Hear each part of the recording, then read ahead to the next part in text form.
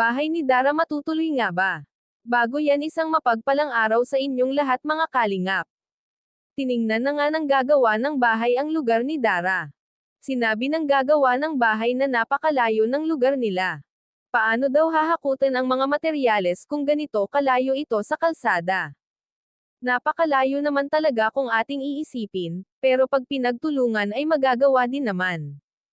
Gusto sana ni Kalingap Rab ibili si Dara ng lote malapit sa kalsada. Kaso ayaw talaga ni Dara na malapit siya ng kalsada. Ayaw kasi niya ng masyado maraming kapitbahay, gusto niya solo lang niya at makapagtanim-tanim siya ng gulay. Kailangan na kasi na mapabahayan na si Dara para maging maayos na ang kanilang tinitirahan para safety na silang dalawa. Iyan naman palagi ang dinadalanggan ng karamihan ang mapagawaan na sila ng bahay at maging maayos ang kalagayan ng magkapatid. Lalong-lalo na sa gabi at silang dalawang lang at wala silang kasama. Lalong-lalo na ang kapatid niyang si Bea na naghihintay sa kanya hanggang gabi.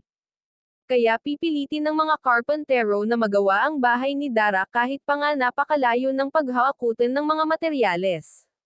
Masayang-masaya si Dara nang makita ang mga karpintero. Nakita kasi niya na sinusukat na ang lupa na pagbabahayan nila.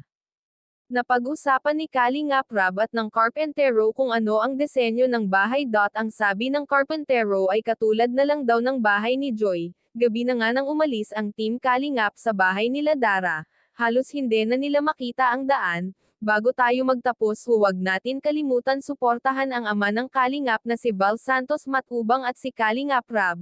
Hanggang dito na lang ang update ko mga ka-viewers. Maraming salamat at God bless sa inyong lahat.